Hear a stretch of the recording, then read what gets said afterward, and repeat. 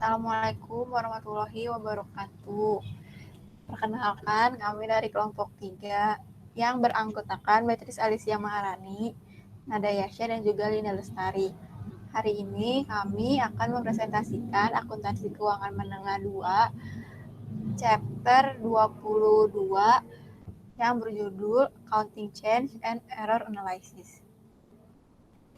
Subbab pertama, Accounting Change.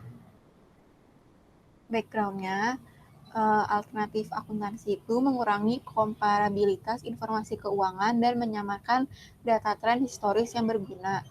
Jenis perubahan akuntansinya ada perubahan kebijakan akuntansi sama perubahan estimasi akuntansi. Kesalahan tidak dianggap sebagai perubahan akuntansi. Lalu ada change in accounting policy. Ubah dari satu kebijakan akuntansi yang diterima ke yang lain. Contohnya termasuk biaya rata-rata untuk LIFO dan metode pemulihan biaya ke metode presentasi penyelesaian.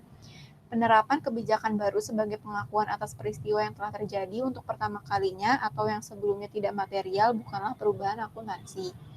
Lalu ada 3 pendekatan untuk melaporkan perubahan, yaitu saat ini, secara retrospektif, dan secara prospektif atau di masa mendatang. IASB membutuhkan penggunaan pendekatan retrospektif. Rasional artinya pengguna kemudian dapat membandingkan hasil dari satu periode ke periode berikutnya dengan lebih baik. Lalu ada retrospektif in accounting change approach.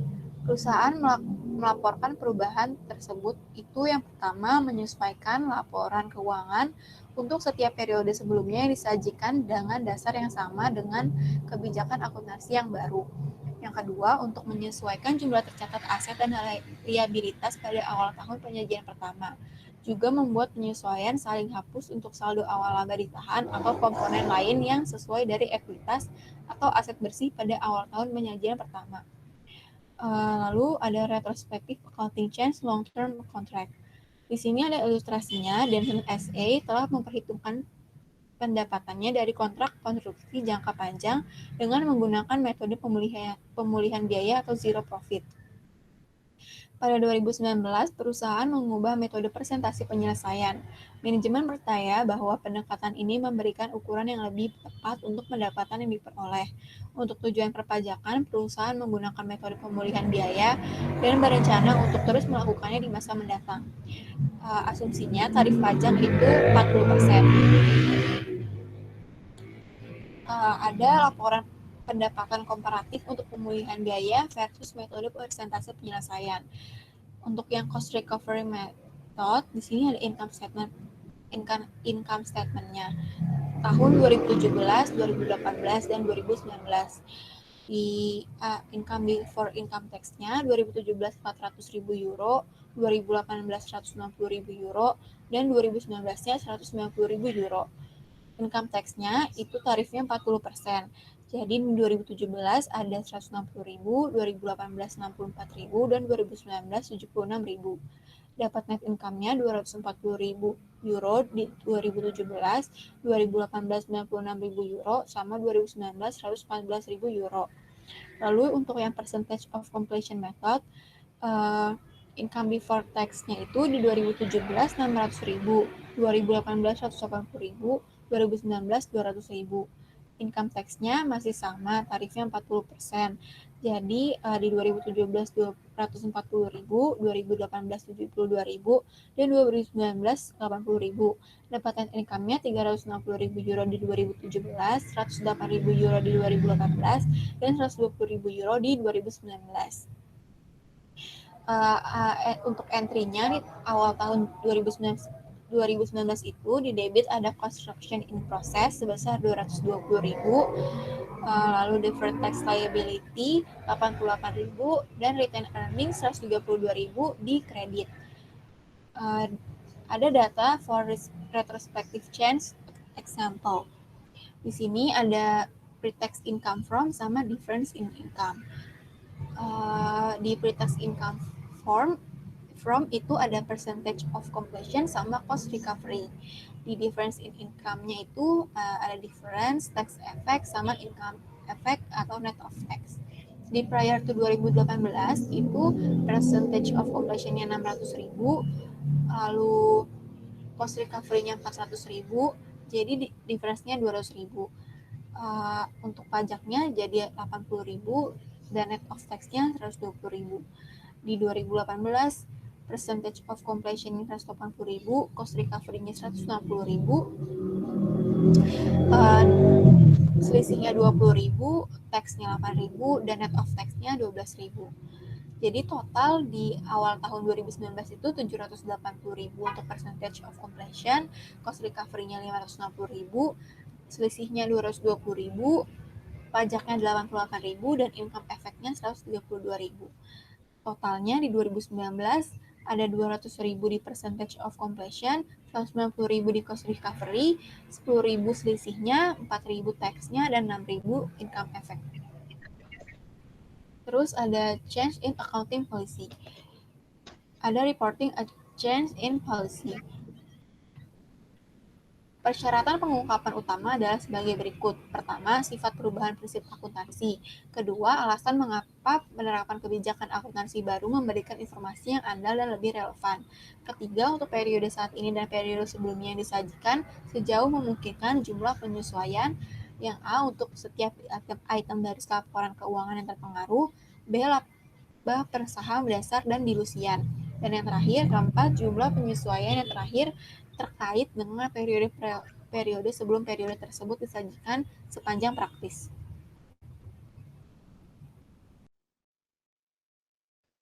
Lalu ada Retained Earning Adjustment, yaitu informasi kooperatif terkait perubahan akuntansi, yaitu presentasi penyelesaian. Di sini ada income statement, yaitu 2019 dan 2018. Untuk income before income tax-nya itu di 2019 ada 200.000 dan 2018 itu 180.000. Income tax 40%, jadi 2019 80.000, 2018 itu 72.000. Jadi total net income-nya itu 2019 120.000 dan 2018 108.000. Next. Saldo laba ditahan adalah 1.360.000 di awal tahun 2017. Ini didapat dari return earning statement-nya, itu kan ada 3 tahun, 2019, 2018, dan 2017. Untuk return earning di Januari 1, itu totalnya ada 1.810.000 di 2019, dan 2018 itu 1.696.000 dan di 2017 itu 1.600.000. Untuk return earning Januari 1 2018 percentage of completion itu totalnya 1.720.000 dan return earning Januari 1 2018 cost recovery itu 1.600.000. Jadi totalnya kumulatif efek difference-nya itu 120.000. Untuk return earning statement di 2019 dan 2018 itu Januari tanggal 1 itu di 2019 kosong dan di 2018 itu 1.600.000.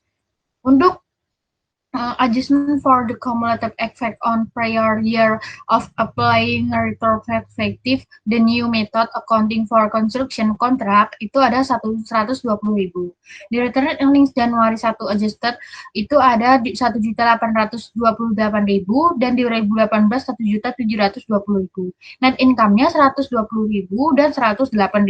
Return earning Desember tanggal 31, 2018 ada 1.828.000, di 2019 1.948.000. Next. Lalu ilustrasinya, perusahaan konstruksi Cherokee berubah dari metode pemulihan biaya menjadi metode presentasi penyelesaian untuk kontrak konstruksi jangka panjang selama 2019. Untuk tujuan perpajakan, perusahaan menggunakan metode pemulihan biaya dan akan melanjutkan pendekatan ini di masa mendatang. Petunjuk sesuaikan untuk konsekuensi pajak melalui akun kewajiban pajak tanggungan. Informasi yang sesuai perubahan ini adalah sebagai berikut. Di 2014 dan 2015, percentage of completion-nya itu 780, cost recovery-nya itu 610.000, dan difference-nya itu 170.000. Lalu untuk 2015-nya, Percentage of completion-nya itu 700.000 dan cost recovery-nya itu 480.000, differ-nya 220.000. Petunjuknya, anggap tarif pajak itu 35%. A. Catatan apa yang diperlukan untuk menyesuaikan catatan akuntansi untuk perubahan prinsip akuntansi? Yang B. Berapakah jumlah laba bersih dan laba ditahan yang dilaporkan pada tahun 2019? Asumsikan bahwa laba di awal tahun 2018 menjadi 100.000.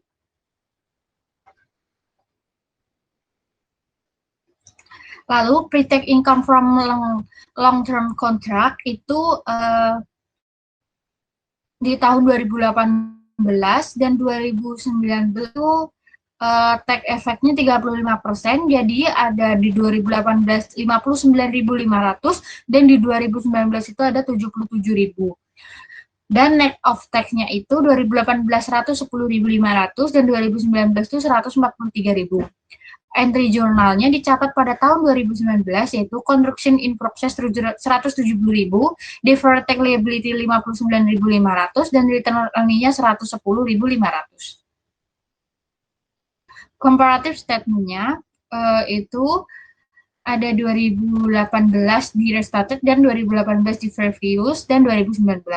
Income statement-nya itu net income-nya totalnya 455.000 dan untuk 2018 real estate itu 507.000 dan previous 2018 itu 390. Dan untuk statement of return earning di beginning return earning-nya itu ada 496.500 dan 100.000 2018 dan di previous 2018 ada 100.000. Accounting change-nya itu ada 123.500. Untuk net income-nya sama dari yang income statement yaitu 455.000 dan 507.000 dan 396.500. Jadi ending return earning-nya ada 1.062.000 di 2019 dan restart di 2018 ada 607.000 dan previous 2018 ada 496.500. Next. Retrospective accounting change inventory method itu ilustrasinya perubahan Lancer telah mencatat persediaannya menggunakan metode biaya rata-rata pada tahun 2019 perusahaan mengubah metode FIFO karena manajemen yakin pendekatan ini memberikan ukuran yang lebih tepat untuk biaya persediaan. Informasi tambahan untuk Lancer Company yaitu 1. Perusahaan Lancer memulai operasi pada 1 Januari 2017. Pada saat itu pemegang saham menginvestasikan 100.000 dalam bisnis sebagai ganti saham biasa. Informasi tambahan untuk Lancer Company yang kedua yaitu seluruh beban penjualan, pembelian, dan operasional periode 2017 sampai 2019 merupakan transaksi tunai. Arus kas Lancer selama periode ini adalah sebagai berikut. Yang ketiga, Lancer telah menggunakan metode biaya rata-rata untuk pelaporan keuangan sejak awal. Next. Yang keempat, persediaan ditentukan berdasarkan biaya rata-rata dan FIFO untuk persediaan periode 2017 sampai 2019 adalah sebagai berikut.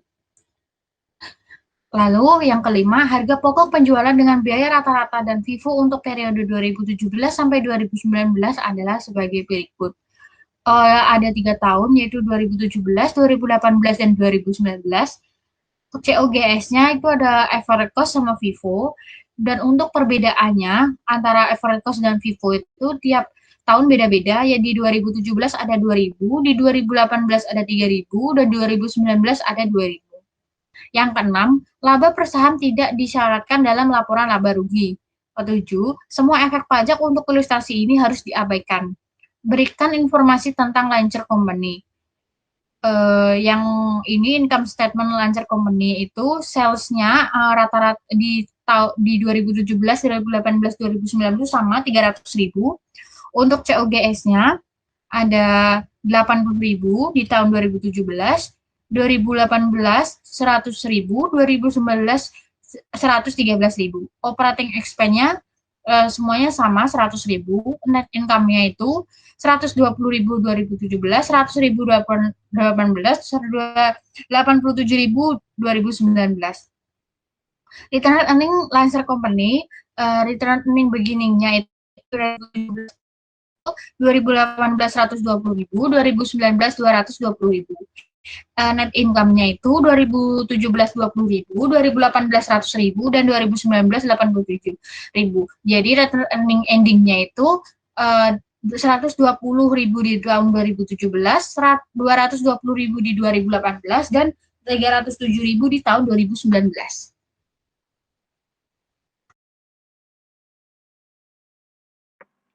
Selanjutnya adalah statement of financial position dari Lancer Company, di mana di 2007 inventory di 2017 adalah $10.000, 2018 $20.000, dan 2019 $32.000 dengan cash 2017 $210.000,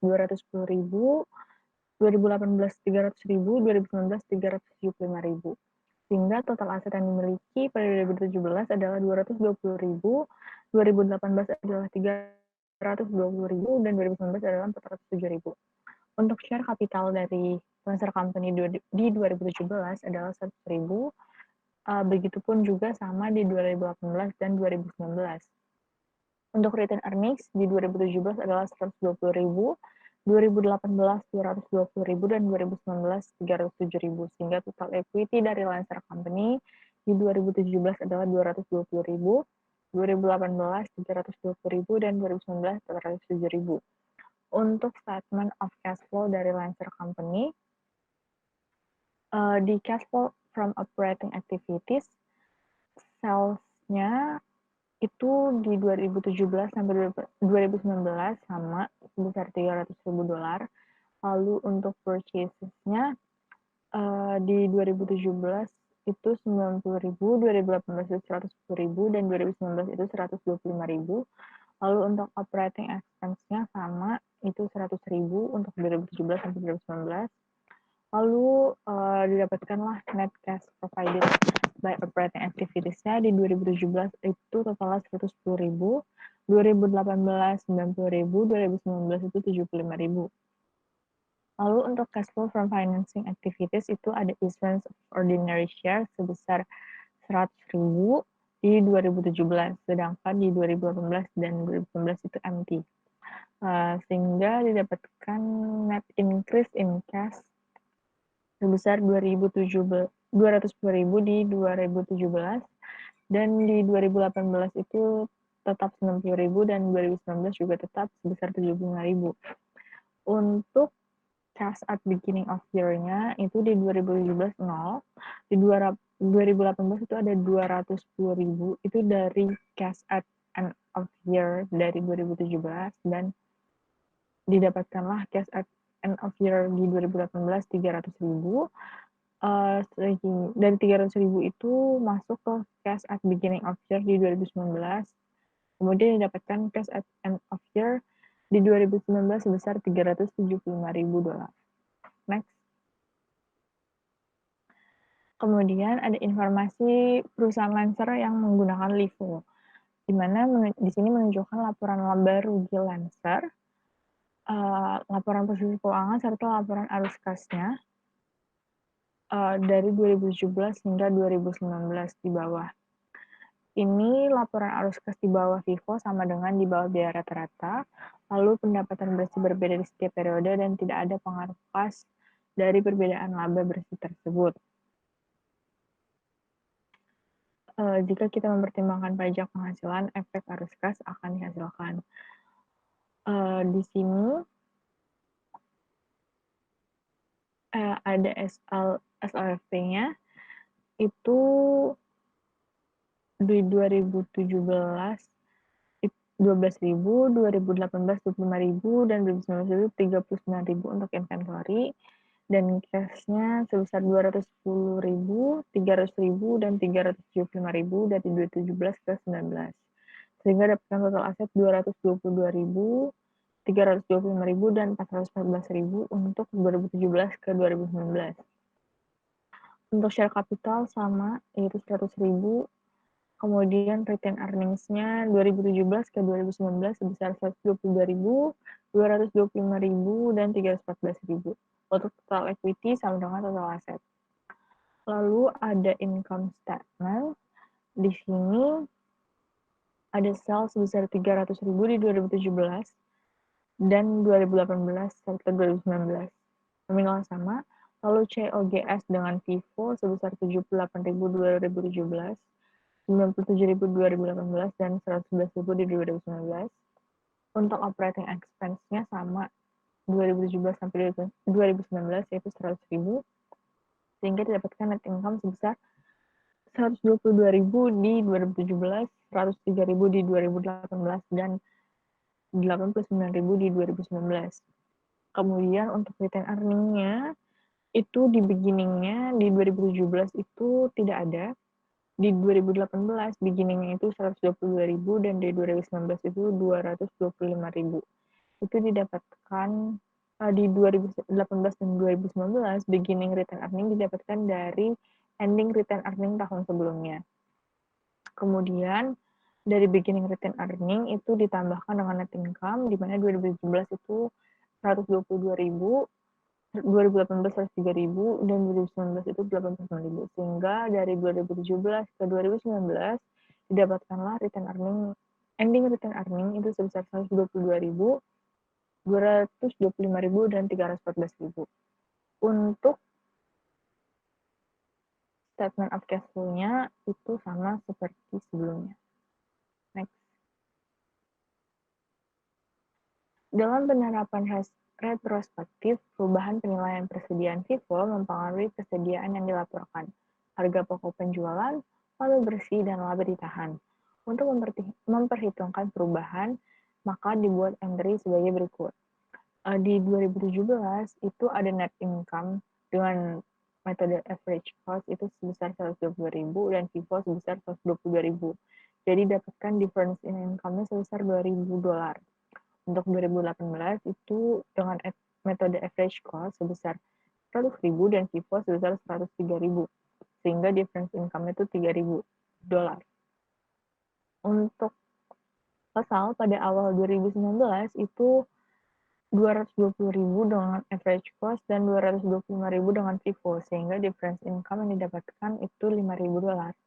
Jadi untuk total pada 2019 itu sebesar $87.000 dan FIFO itu menggunakan average cost dan 89.000 menggunakan FIFO, sehingga didapatkan difference income-nya sebesar $2.000.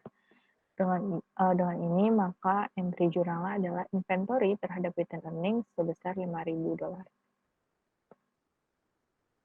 Lalu ada reporting a change in policy. Di sini perusahaan Lancer itu melaporkan laba bersih dengan metode FIFO yang baru diadopsi untuk 2018 dan 2019. Lalu secara retrospektif menyesuaikan laba rugi 2018 untuk melaporkan informasi tersebut secara FIFO. Kemudian catatan atas laporan keuangan itu menunjukkan sifat perubahan, mengapa perusahaan melakukan perubahan, serta tahun-tahun yang terpengaruh. Dan juga memberikan data tentang perbedaan penting antara jumlah yang dilaporkan di bawah biaya rata-rata versus FIFO. Next. Kemudian ada return earning adjustment. Di sini jika Lancer menyajikan laporan komparatif untuk 2018 dan 2019, di bawah FIFO, maka saldo awal laba harus diubah pada 1 Januari 2018. Selisihnya itu dihitung dengan ini. RE, return earnings 1 Januari 2018 dengan menggunakan metode FIFO sebesar 122.000 dikurang dengan return earnings 1 Januari 2018 dengan metode average cost sebesar 120.000. Sehingga didapatkan cumulative effect difference itu sebesar $2.000. Kemudian Lancer menyesuaikan saldo awal laba ditahan pada 1 Januari 2018 dengan kelebihan laba bersih FIFO di atas laba bersih biaya rata-rata pada tahun 2017. Di sini retain earnings 1 Januari pada 2018 itu sebesar 120.000, kemudian ditambahkan dengan adjustment dari kumulatif efeknya itu tadi sebesar 2.000 di 2018 hingga didapatkan retain earnings sebesar 122.000 pada 1 Januari 2018. Kemudian ditambahkan dengan net income sebesar 103.000 sehingga dapatkan return earnings di 31 Desember 2018 sebesar 225.000. Kemudian return earnings tersebut masuk menjadi beginning return earnings pada 1 Januari 2019 sebesar 225.000 ditambahkan dengan net income sebesar 89.000 sehingga didapatkan return earnings sebesar 314.000 di 31 Desember 2019. Lalu ada direct and indirect effects of changes. Efek langsung atau direct effect-nya itu IASB itu mengambil posisi bahwa perusahaan harus secara retrospektif menerapkan efek langsung dari perubahan kebijakan akuntansi. Kalau untuk pengaruh yang tidak langsung atau indirect effect, itu adalah setiap perubahan arus kas saat ini atau masa yang akan datang suatu perusahaan sebagai akibat dari perubahan prinsip akuntansi yang diterapkan secara retrospektif. Impracticability itu perusahaan tidak boleh menggunakan aplikasi retrospektif jika salah satu dari kondisi berikut ini ada dalam perusahaan. Yang pertama, perusahaan tidak dapat menentukan efek dari aplikasi retrospektif.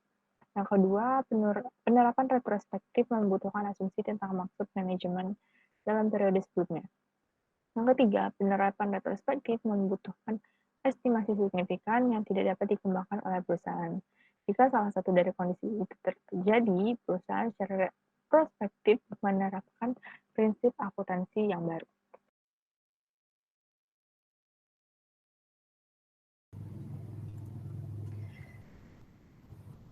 Change and accounting estimate. Contoh estimasinya itu ada utang macet, keusangan inventaris, kehidupan berguna dan nilai sisa aset, jangka waktu diuntungkan oleh biaya yang ditangguhkan, kewajiban untuk biaya jaminan dan pajak pendapatan, cadangan mineral yang dapat dipulihkan, perubahan perkiraan depresiasi, dan nilai wajar dari aset keuangan atau kewajiban keuangan. Ada prospective reporting. Perubahan laporan dilaporkan secara prospektif, memperhitungkan perubahan perkiraan di periode perubahan jika perubahan mempengaruhi periode itu saja, atau periode perubahan dan periode perubahan jika perubahan mempengaruhi.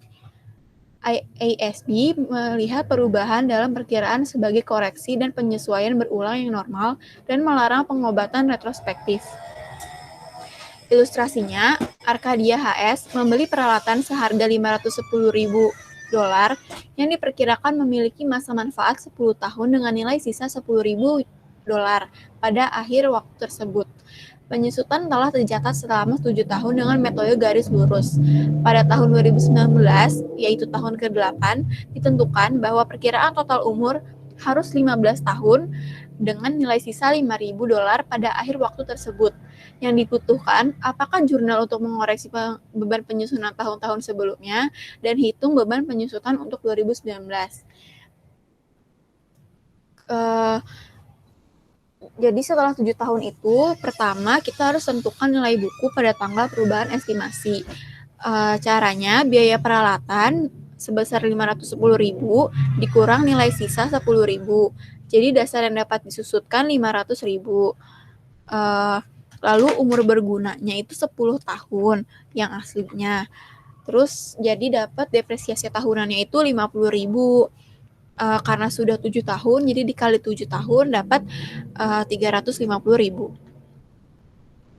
Lalu laporan posisi keuangannya 31 Desember 2019 itu perumahan tanaman dan peralatan. Peralatannya $510.000, akumulasi penyusutannya $350.000. Jadi nilai buku atau book value-nya itu $160.000. Yang kedua, kita hitung beban penyusutan tahun 2019. Caranya, nilai buku sebesar $160.000 dikurang nilai sisa $5.000 dapat dasar yang dapat disusunkan, yaitu $150.000. Lalu dibagi dengan umur yang berguna, yaitu di sini umurnya 8 tahun. Karena di 2019. Jadi depresiasi tahunannya itu $19.375. Entry jurnalnya untuk 2019 adalah beban penyusutan 19.375 pada akumulasi penyusutan. Disclosure. Perusahaan harus mengungkapkan sifat dan jumlah perubahan suatu estimasi akuntansi yang memiliki pengaruh pada periode berjalan atau diharapkan memiliki efek di masa mendatang, kecuali jika memang demikian tidak praktis untuk memperkirakan efek itu. Perusahaan tidak perlu mengungkapkan perubahan estimasi akuntansi dibuat sebagai bagian dari operasi normal, seperti tunjangan kredit macet atau persediaan usang, kecuali perubahan tersebut bersifat material. Sebab kedua, accounting error. Jenis kesalahan akuntansi itu ada perubahan dari prinsip akuntansi yang tidak umum diterima dalam kebijakan akuntansi yang dapat diterima, kesalahan matematika, perubahan estimasi itu terjadi karena suatu perusahaan melakukan tidak menyiapkan perkiraan dengan etikat baik, kegagalan untuk menambah atau menunda pengeluaran atau pendapatan tertentu, penyalahgunaan fakta, dan klasifikasi yang salah dari biaya sebagai beban bukan aset dan sebaliknya. Di sini ada kategori dan type of restatement-nya. Ada expense recognition, lalu revenue recognition, misclassification, equity, lalu reserve or contingencies, long lived asset, tax, equity, other comprehensive income, inventory, equity pada share option, dan other. Semua kesalahan material harus diperbaiki. Catat koreksi kesalahan dari periode sebelumnya sebagai tahap penyesuaian saldo awal laba ditahan di periode saat ini. Koreksi semacam itu disebut penyesuaian periode sebelumnya. Untuk pernyataan pembanding, perusahaan harus menyatakan kembali pernyataan sebelumnya terpengaruh untuk mengoreksi kesalahan.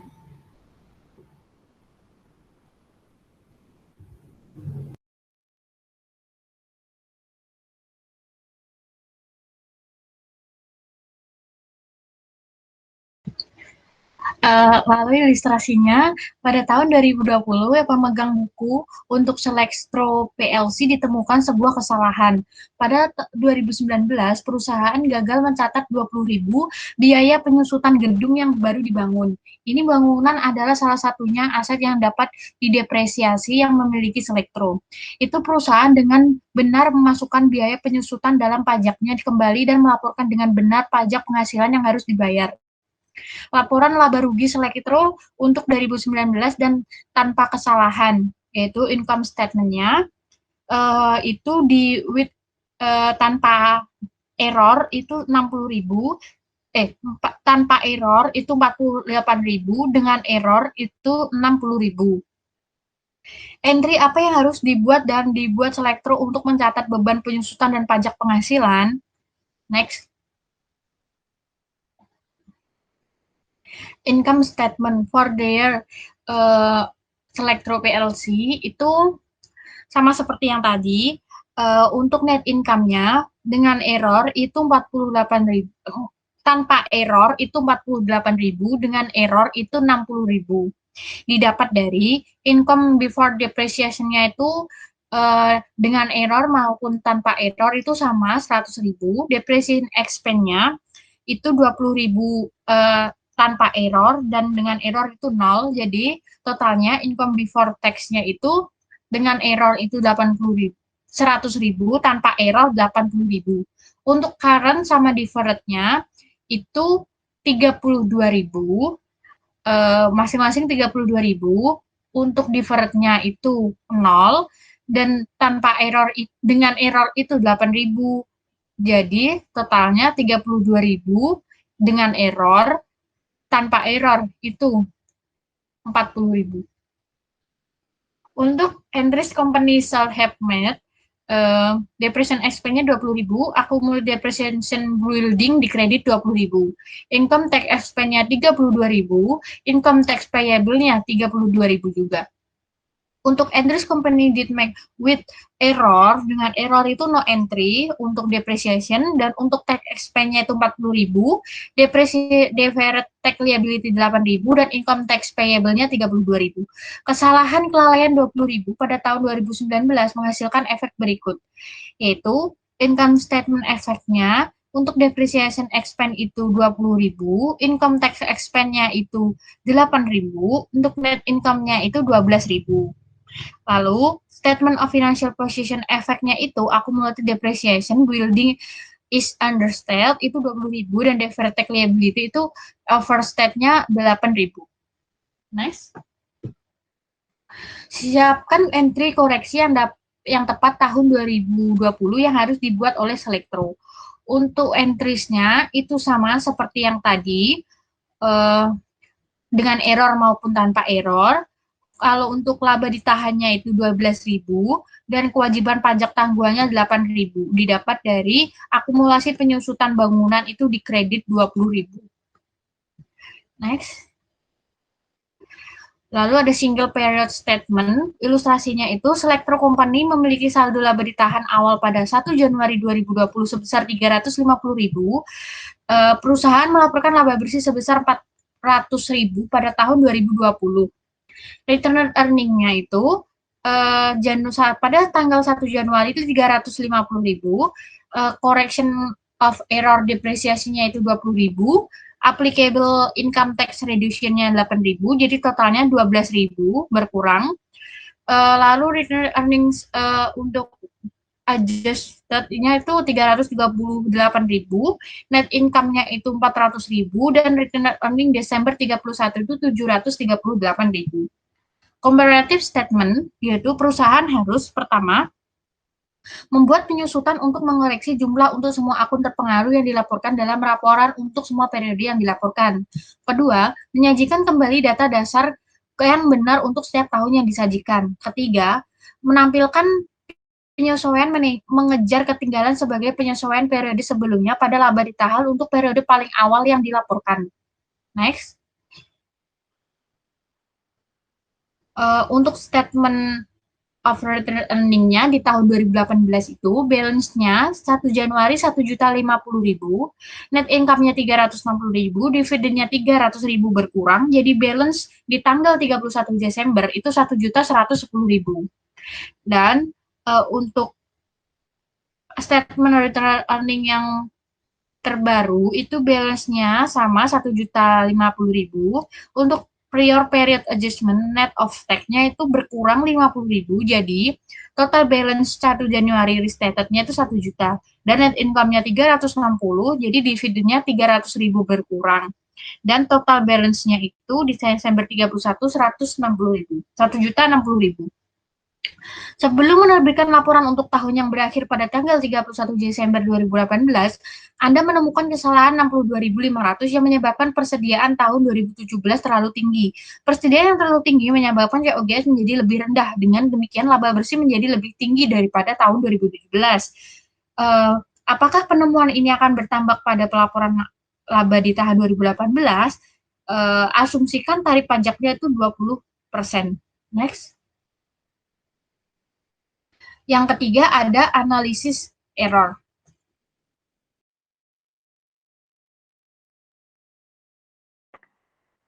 Di error analysis, perusahaan harus menjawab 3 pertanyaan. Yang pertama itu jenis kesalahan apa yang biasa terlibat, lalu kedua, entry apa yang diperlukan untuk mengkoreksi kesalahan, dan yang ketiga, setelah kesalahan ditemukan, bagaimana laporan keuangan disajikan kembali.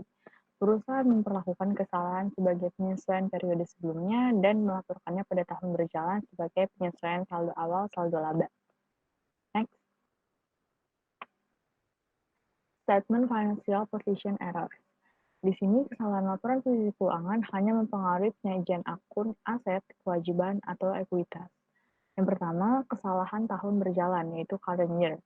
Mengklasifikasikan ulang item ke posisi yang benar.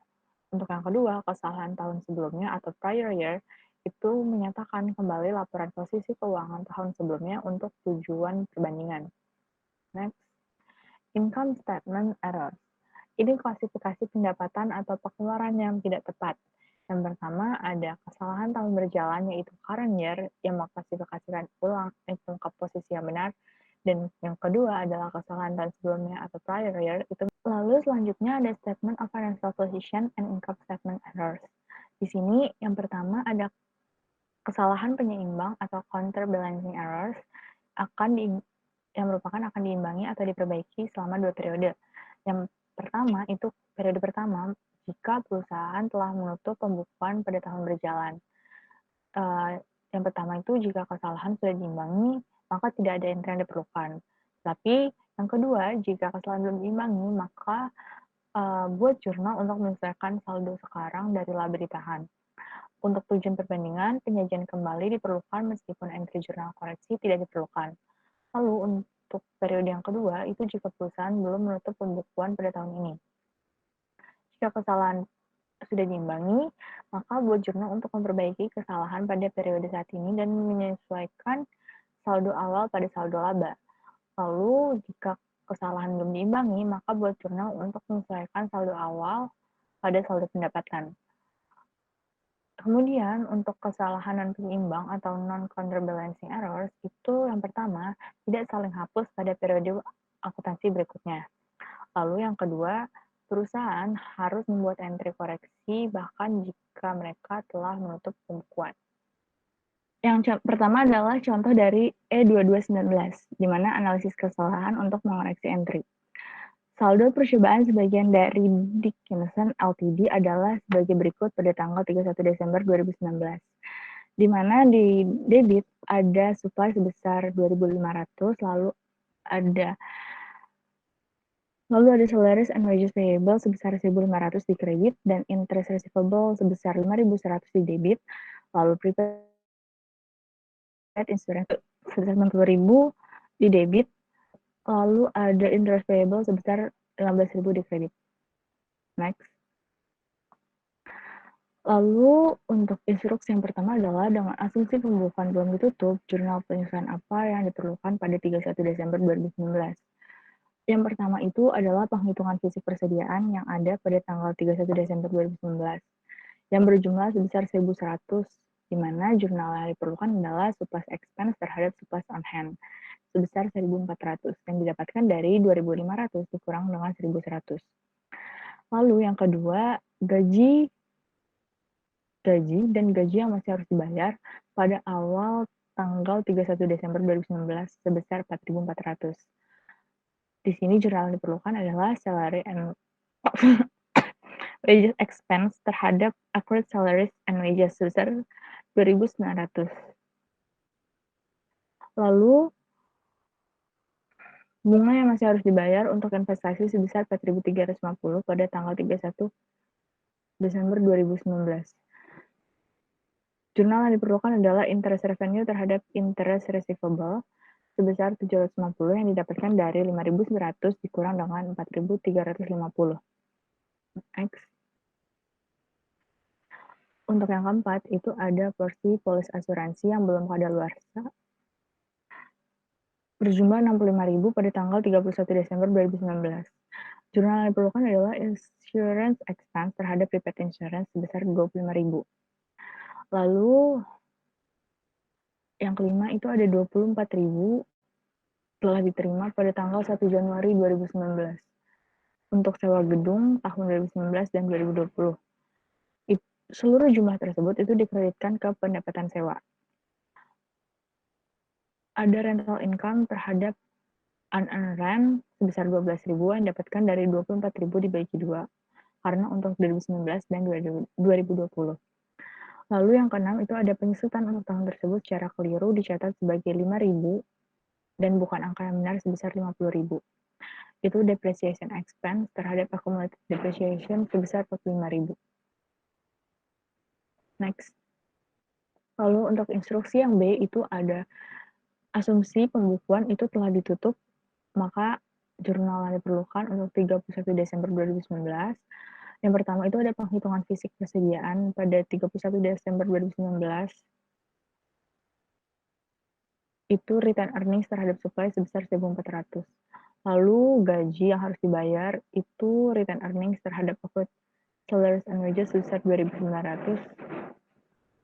Lalu untuk bunga yang masih harus dibayar itu return earnings terhadap interest receivable sebesar 750. Next. Untuk porsi polis asuransinya itu return earnings terhadap prepaid insurance sebesar 25.000. Lalu sewa gedung pada 1 Januari 2019 itu return earnings terhadap unearned rent itu sebesar 12.000 karena untuk 2 tahun. Lalu pada penyusutan untuk tahun tersebut ada kekeliruan sebesar 5.000, maka jurnal yang diperlukan adalah return earnings terhadap accumulated depreciation sebesar 45.000.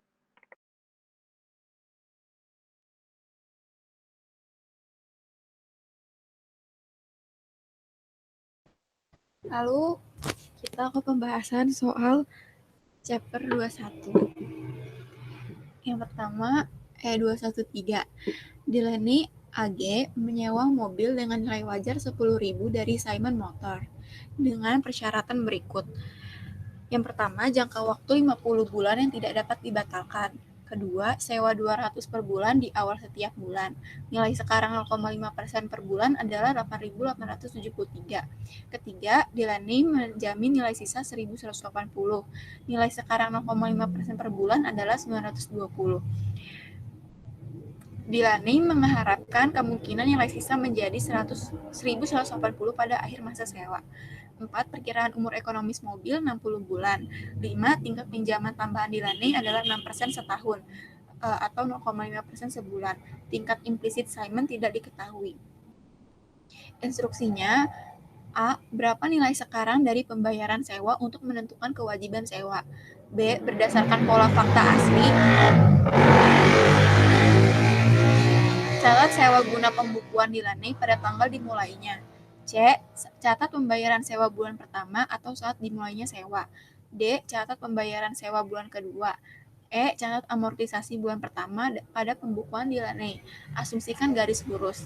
F. Misalkan sebagai ganti 1.180, Delaney mengharapkan nilai sisanya 500, jumlah yang dijamin masih 1.180. Bagaimana penghitungan nilai sekarang? Pembayaran sewa berubah dari bagian E213 bagian B.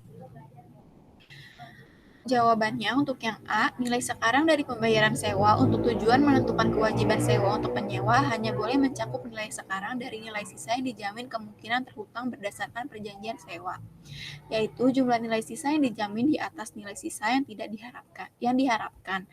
Karena nilai sisa yang diharapkan sama dengan nilai sisa yang dijamin, tidak ada jumlah yang mungkin terhutang berdasarkan perjanjian sewa. Dan nilai sekarang pembayaran sewa untuk menentukan kewajiban sewa adalah oleh karena itu adalah present value pembayaran bulanan sebesar 200 selama 50 bulan. Jadi 200 dikali 44,36. Hasilnya 8.873. 44,36 itu adalah nilai sekarang dari anuitas jatuh tempo 1 untuk 50 periode pada 0,5%. Untuk jawaban yang B, jurnalnya itu right of use asset pada debit, pada list liability di kredit sebesar 8.873. Yang C, jurnalnya list liability pada cash sebesar 200. Yang D, list liability sebesar 157 di debit, interest expense 43 di debit dari 0,5% dikali 8.873 dikurang 200. Pada cash di kredit 200. Yang E, jurnalnya amortization expense pada right of use asset sebesar 177 dari 8.873 dibagi 50 bulan.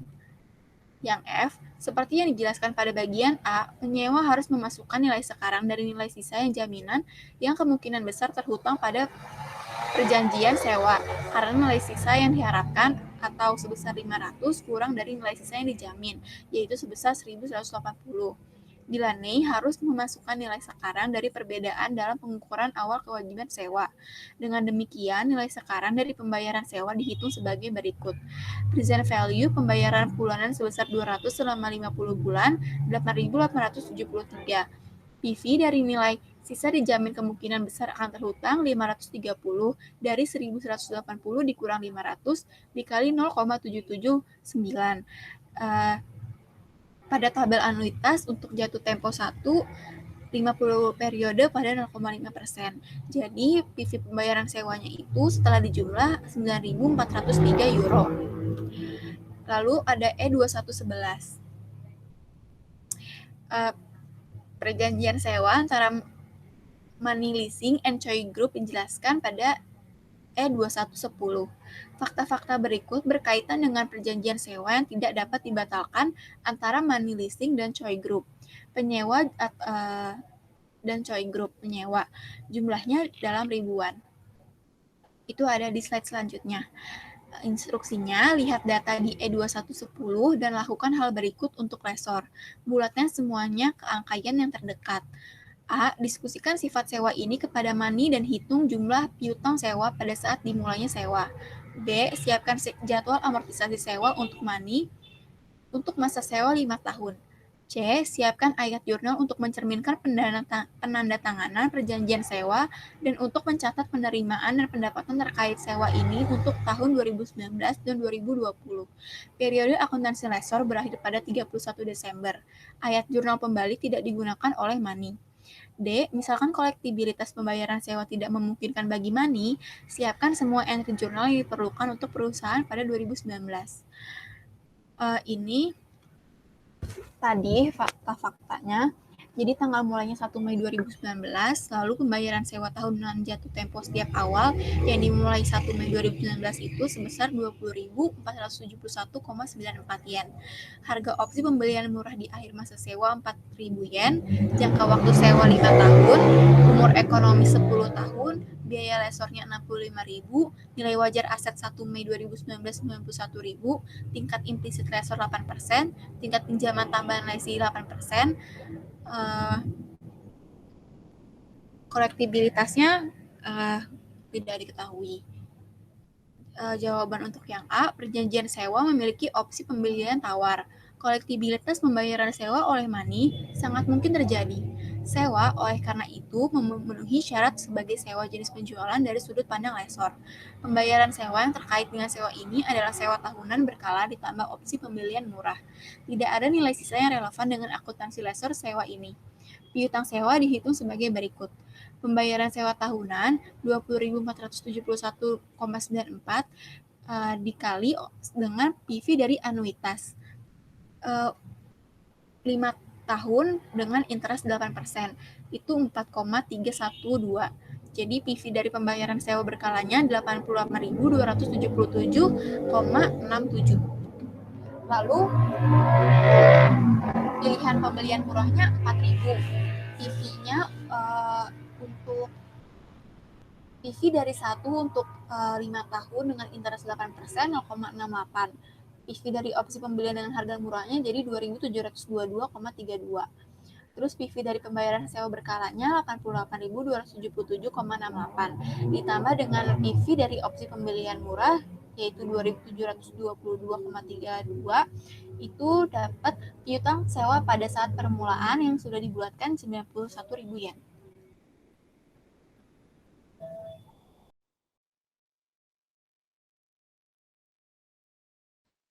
Lalu untuk jawaban yang B, money leasingnya, leaser, itu jadwal amortisasi sewa ada di tanggal 1 Mei 2019, 1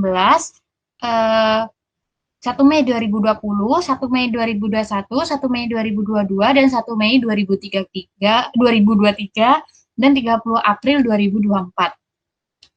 Untuk pembayaran sewa tahunan ditambah BPO, itu total keseluruhan sama 20.471.000,94, yang beda itu di tahun 30 April 2024 yaitu 4.000.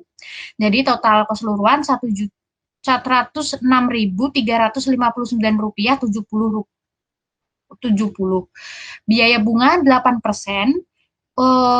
Untuk 1 Mei 2020 itu 5.642,42, 1 Mei 2021 itu 4.455,87, 1 Mei 2022 itu 3.174.000,58, dan 1 Mei 2023 itu 1.790,79, dan di 30 April 2024 itu 296,22, dan jadi total keseluruhan itu 15.359,70. Untuk pemulihan piutang sewa total keseluruhan ada 91.000 didapat dari 1 Mei 2019 itu 20.471,94, 1 Mei 2020 itu 14.829, 1 Mei 2021 itu 16.016 rupiah, 1 Mei 2022 itu 17.297, 1 Mei 2023 18.681, 30 April 2024 3.703,78. Untuk piutang sewa, 1 Mei 2019 itu 91.000, 1 Mei 2019 70.000,58 528,6, untuk 1 Mei 2020 55.659.000,36, 1 Mei 2021 itu 39.682.000,29, 1 Mei 2022 itu 22.384.093, 1 Mei 2023 itu 3.703,78, dan di 30 April itu 0. Untuk jawaban yang C, 1 Mei 2019 itu list receivable 91.000, cost of goods sold-nya 65.000, di kreditnya itu ada sales revenue dan inventory. Sales revenue 91.000, inventory 65.000. Untuk cash-nya itu 20.471,94, sama untuk list receivable-nya di kredit. Untuk 31 Desember 2019 itu list receivable di debit dan interest revenue di kredit itu 3.761.049, didapat dari 5.642,24 kali 8 per 12. Next. Untuk 1 Mei 2020, cash-nya itu 20.471,94. Untuk di kreditnya ada list receivable 18.591,19, dan untuk interest revenue-nya 1.880,75. Untuk Desember 31 2020, list receivable terhadap kredit interest revenue itu totalnya 2.970,58. Didapat dari 4.455,87 dikali 8 per 12. Yang D, jika kolektibilitas pembayaran sewa tidak memungkinkan bagi lessor tidak akan menghentikan pengakuan aset atau mengakui laba penjualan dari leasing. Sebaliknya, Muni akan mengakui penerimaan kas sebagai kewajiban deposit. 1 Mei 2019 itu jurnalnya ada cash terhadap deposit liability, yaitu 20.471,94. Lessor tidak menghentikan pengakuan aset tersebut dan mengakui laba penjualan sampai efek kolektibilitas menjadi besar. Yang problem 213 itu Ludwig Steel SE sebagai penyewa mendatangi perjanjian sewa untuk peralatan selama 5 tahun. Mulai tanggal 30 Desember 2019, pembayaran sewa tahunan sebesar 40.000 harus dilakukan di awal setiap tahun sewa 31 Desember. Tingkat bunga yang digunakan lessor dalam mengatur jadwal pembayaran adalah 6%. Tingkat pinjaman tambahan Ludwig adalah 8%. Ludwig tidak mengetahui tarif yang digunakan oleh lessor. Di akhir masa sewa, Ludwig memiliki opsi untuk membeli peralatan tersebut seharga 5.000. Jauh di bawah perkiraan nilai wajarnya pada saat itu, peralatan tersebut diperkirakan memiliki masa manfaat selama 7 tahun. Tanpa nilai sisa, Ludwig menggunakan metode penyusutan garis lurus atas peralatan yang dimiliki serupa.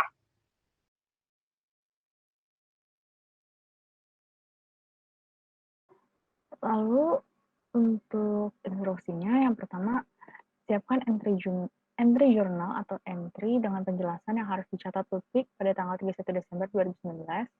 Lalu yang itu sama, tapi di tanggal 31 Desember 2020, dan juga siapkan jadwal amortisasi sewa untuk 5 pembayaran.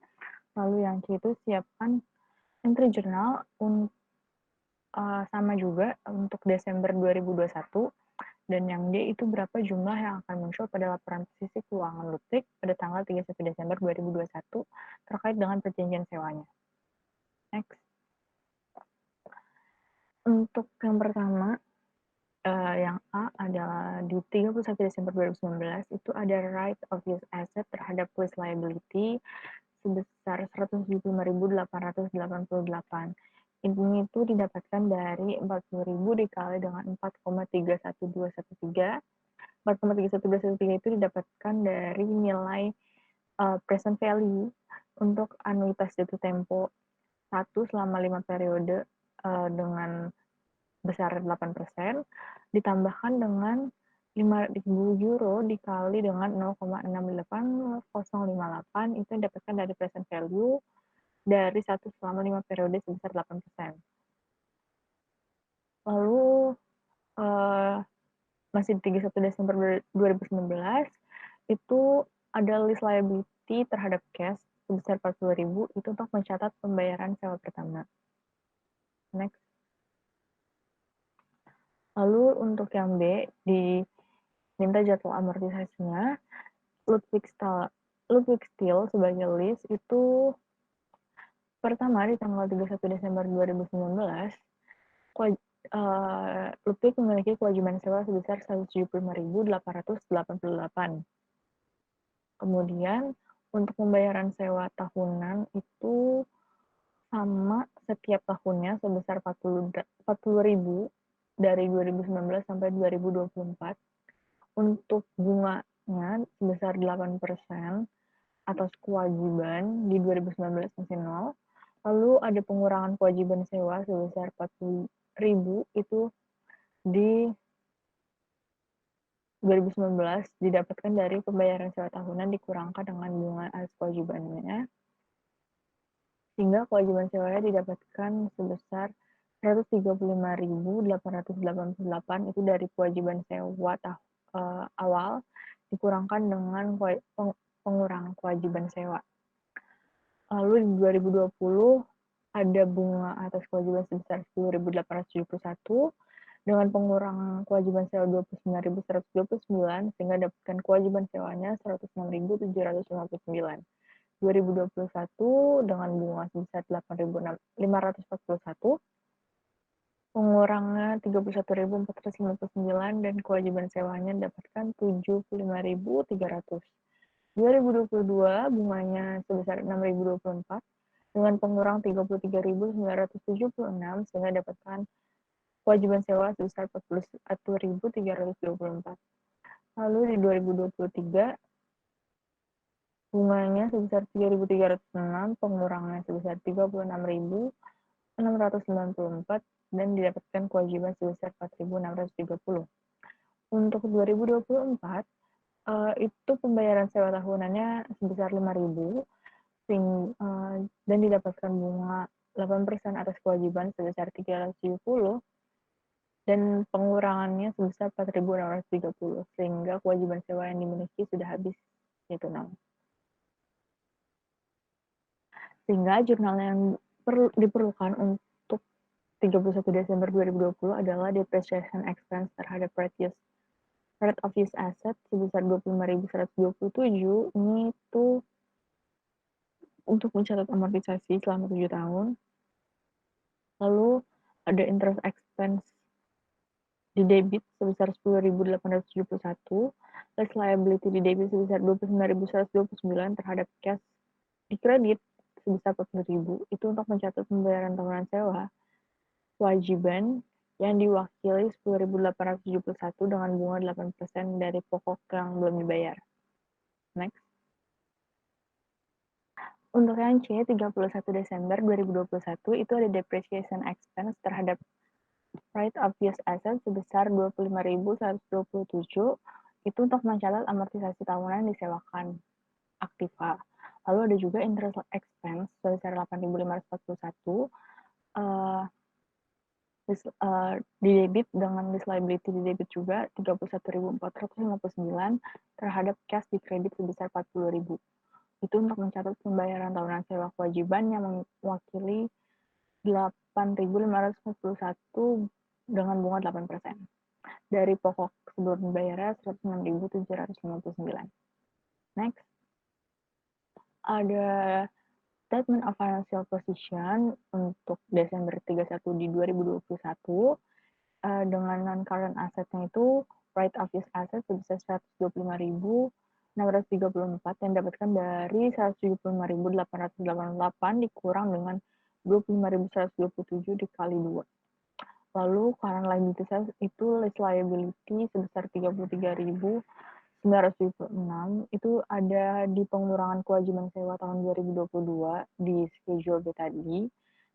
Terus ada long term liabilities, lease liability-nya sebesar 41.324 euro itu merupakan kewajiban sewa pada 31 Desember 2021 yang dikurangi pengurangan kewajiban sewa pada tahun 2022. Penghitungannya itu 75.300 dikurang dengan 33.976. Sekian presentasi dari kami, kurang lebihnya mohon maaf. Assalamualaikum warahmatullahi wabarakatuh. Terima kasih Pak Sparta. Terima kasih Pak Sparta.